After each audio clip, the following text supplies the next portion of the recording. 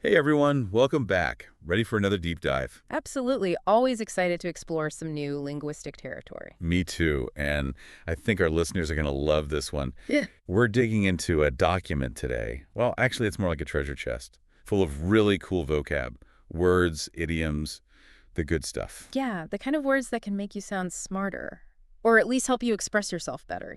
Totally. Like, you know how sometimes you're trying to say something and you Yeah. just can't find the right word? Oh, for sure. Like when you're trying to explain a complex idea or describe a feeling, and you're just stuck with these basic words that don't quite capture it. Exactly.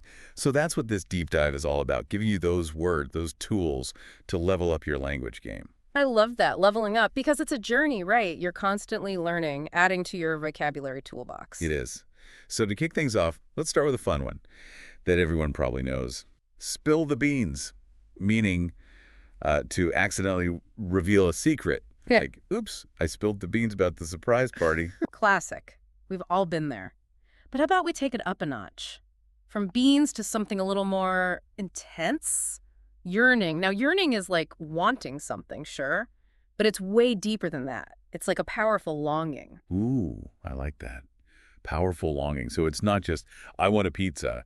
It's more And like, more like, I'm yearning for a taste of that authentic Italian pizza I had in Rome. You're invoking memories, emotions. It's visceral. I can practically taste it now. Okay, so yearning is definitely going in my vocabulary arsenal. What else have we got? How about a little brain teaser? Paradox. Ooh, I like those. Lay it on me. Okay, so paradox is a statement that seems contradictory, but actually might be true. All right, give me an example. My brain's ready for a workout. All right, how about this? The more you learn, the more you realize how much you don't know. Whoa. Yeah, I actually feel that one. The deeper you dive into a subject, the more you uncover. Yeah. And you realize there's a whole universe of knowledge out there. Exactly. And it kind of makes you question everything, right? That's the beauty of a paradox. It challenges your assumptions and forces you to think differently. Mind blown. Okay. Okay, I'm ready for another vocab power-up. All right, let's talk about impact. Specifically, how to create it with your words. Let's take a look at negligible and eradicate. Negligible. Okay, so that means like insignificant, right? So small it doesn't really matter. Right, like a negligible amount of dust or a negligible difference in price. But wait, hold on. Sometimes those tiny things do matter. Like what if that negligible dust gets into a delicate piece of machinery? Suddenly it's a huge problem. You're right, context is key. And that's the beauty of language. A single word can have different weight and meaning depending on how it's used. Now, eradicate. That's about completely wiping something out. Ooh, that's a powerful word. Like eradicating a disease. Yeah. Or maybe eradicating procrastination from my life. Huh.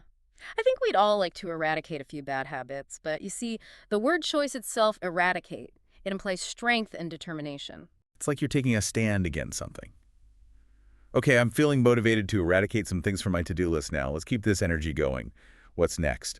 All right, let's shift gears a bit. Let's talk about imagery. How about sterile and venerable? Ooh, okay. So sterile is like super clean, right? Like a hospital operating room. Exactly. No germs allowed. It evokes a sense of cleanliness, but also maybe a bit of coldness, detachment. And venerable. Now that one sounds, I don't know, wise. Yes. Venerable suggests age and wisdom, something worthy of respect, like a venerable old tree or a venerable institution. It's like you can almost smell the history. Leather-bound books, old wood. Exactly. Those two words paint such different pictures in your mind, and that's what makes language so powerful. It can evoke senses, emotions, memories. Okay, I'm going to try to use venerable more often. It just sounds so impressive. What else do we have? Okay, this one might be a little ironic given our goal here. Unobtrusive. Unobtrusive, meaning? To be unobtrusive is to not stand out, to blend in, to be subtle. So basically the opposite of what we're doing with this deep dive. Well, in a way, yes. We want to make these words stand out, make them memorable, but think about it in other contexts, like in design, for example. Okay, I'm listening. Think of a website with a really clean, unobtrusive interface. Everything is easy to find, nothing is jarring or distracting. It just works. Yeah, I get that. It's like when you're reading a really well-designed book, the typography is just right, the layout is clear, and you can focus on the words themselves. Exactly. Sometimes the best design is the design you don't even notice. It's unobtrusive, but effective. I'm starting to see how even these quiet words can have a big impact. Okay, what's our final word power couple for today? Let's Let's wrap up with a pairing that often goes hand in hand, especially in our modern world. Be at a premium and cavalierly. Okay, at a premium. That sounds like something expensive. You got it. When something is at a premium, it means it's in short supply, highly sought after. Think of things like prime real estate or tickets to a sold-out show. So basically things people are willing to pay a lot for. Exactly. Because it's scarce, it's valuable. Now, the interesting thing is, when things are at a premium, we often see them being treated cavalierly. Cavalierly. Okay, break that down for me. Cavalierly means carelessly, without much thought or concern. It's like tossing something precious aside because you think there's plenty more where that came from. Ah, I see the connection now. Right. So if something is rare and valuable, but people are treating it carelessly, it's probably because. Because they don't fully appreciate its value, or they assume it will always be available. A classic example is clean water. Oh, wow. Yeah, we take it for granted until there's a shortage. Then suddenly, every drop is precious. It's a powerful reminder, isn't it, that even the things we think are abundant can become scarce, and it's up to us to be mindful and not treat them cavalierly. Okay, so much to think about. We've covered some serious ground today. From yearning to paradox, from negligible to venerable, and all the way to cavalier. My brain is officially full. And hopefully your vocabulary is feeling a bit richer too.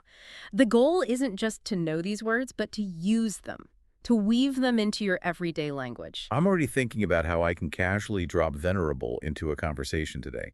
But seriously, you're right. It's about more than just sounding smart. It's about using the right words to express ourselves clearly and powerfully. Absolutely. And remember, paying attention to language makes us better thinkers, better communicators. It helps us understand the world around us, our place in it. So, challenge accepted. I'm going to try to use at least one of these new words today. How about you, listeners? What word are you going to try out? Let us know. And until next time, keep diving deep into the wonderful world of words.